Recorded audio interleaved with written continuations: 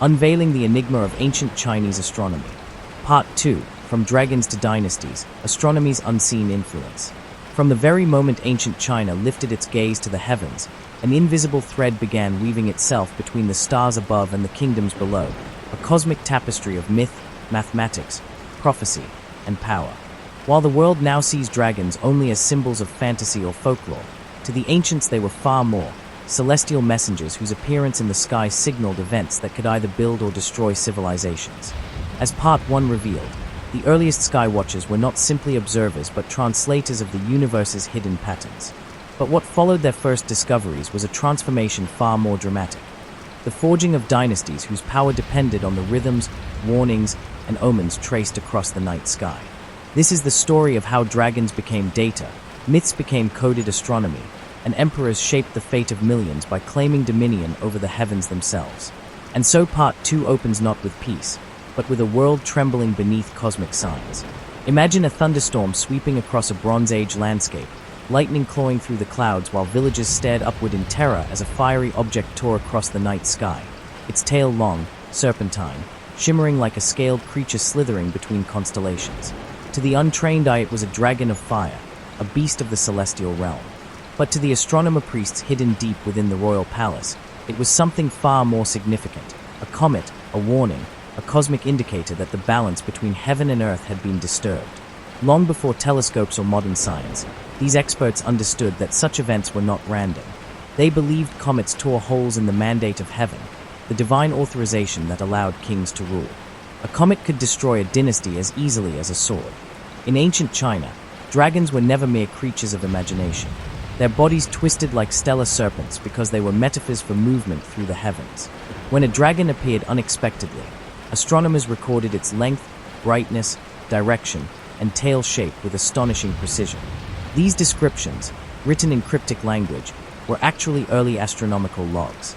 A blue dragon rising from the east meant a comet emerging from the Azure Dragon constellation. A scaled tail that drips fire meant the object was shedding debris. A dragon swallowing the moon indicated an eclipse. For centuries these metaphors shielded sensitive knowledge only the initiated could read. Because in China, astronomy was never separated from survival. Each dragon sighting meant something: famine, floods, political uprisings, the death of a ruler, the rise of a new warlord, or celestial approval for a new dynasty. And this was no superstition. Astronomers noticed patterns, comets accompanying climate shifts, eclipses preceding rebellions, planetary alignments corresponding with unusual weather or large-scale migrations. As their records grew, so too did their understanding that the universe was a system, one whose fluctuations could predict earthly consequences. And no one depended more on these predictions than the emperors. For them, the heavens were not simply lights in the sky, they were the ultimate judge, jury, and executioner. If crops failed, if the land shook, if the sky darkened in midday, the emperor could be overthrown on the grounds that he had lost the mandate of heaven. What made this doctrine powerful was not blind belief, but the accuracy with which astronomers interpreted celestial signs. And so emperors competed, not with armies, but with observatories. The emperors of the Shang and Zhou dynasties built entire towers dedicated to sky watching. From their heights, astronomers charted the paths of stars, measured shadows cast by gnomons, calculated solstices, and predicted seasonal changes. Their records rivaled and often exceeded the precision of later Greek and Roman astronomers. Yet these ancient scientists did not serve for glory, they served under threat of death. Because the knowledge they held could topple an empire if revealed to the wrong person. Many kingdoms treated astronomical records as weapons of war. Within the innermost court, hidden behind jade screens and guarded by elite soldiers, lived the imperial astronomers. They were not free men, they were tools of the state, bound by oaths and by fear. They spent their lives tracking the heavens, while outside the palace walls generals waited for their reports. Farmers watched for the turning of the seasons, warlords analyzed omens for opportunities, and fortune-tellers twisted celestial signals into political leverage. Every emperor knew, he who owned the sky owned the nation. But what made their craft truly extraordinary were their tools. Long before Europe had mechanical clocks, ancient China built water-driven astronomical devices that turned star maps with astonishing accuracy. The first armillary spheres, 3D models of the heavens, were so advanced that later scholars wondered if the ancients possessed knowledge passed down from an unknown earlier age. Star clocks measured time by the rotation of constellations. Giant bronze instruments tracked planetary motion with precision comparable to early Islamic observatories, despite being built centuries earlier. And scattered across the land, clues of this celestial obsession appeared in temples, altars, and even the positioning of entire cities. Palaces were aligned with solstices. Imperial tombs pointed toward specific constellations believed to guide the spirits of kings. Dragon carvings on bronze vessels formed star maps when their patterns were connected. Even the emperor's throne was positioned according to the North Star, the eternal center of the heavens, symbolizing the emperor as the axis of cosmic order. Yet behind this grandeur lay something darker. There were certain astronomical records the imperial court refused to release. Ancient scrolls describe forbidden events, unusual dragons that defied all known patterns, nights when the stars themselves appeared to vanish, days when the sun dimmed without eclipse, and cosmic anomalies so alarming they were sealed away under threat of execution. Why conceal the records? What did the astronomers witness that terrified the emperors? To understand the lengths to which rulers went to control astronomical knowledge, consider the power of prophecy. Generals planned invasions based on favorable celestial alignments. Farmers planted crops based on star calendars that predicted weather patterns.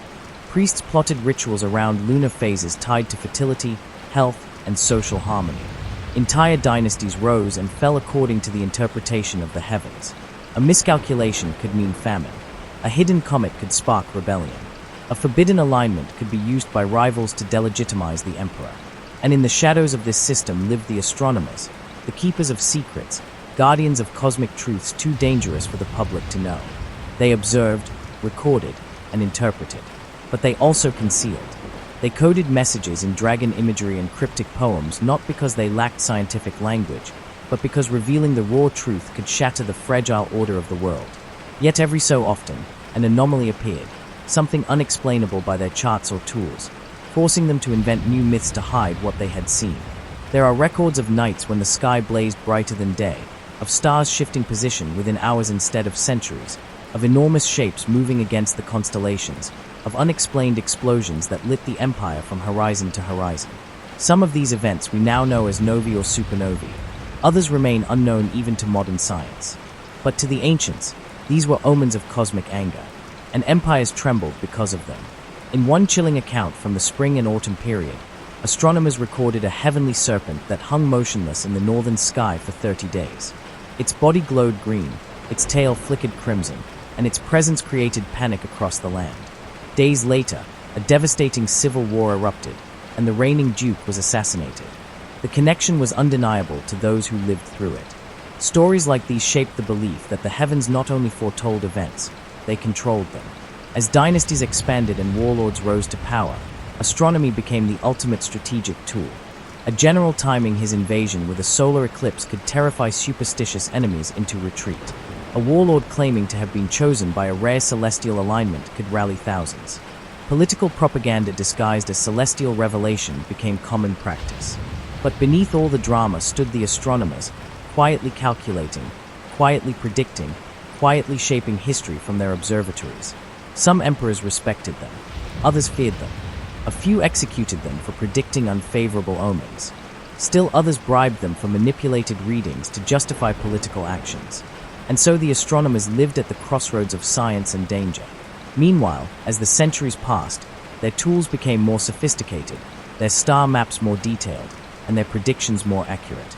Astronomical knowledge shaped architecture, warfare, agriculture, religion, and government, all invisibly.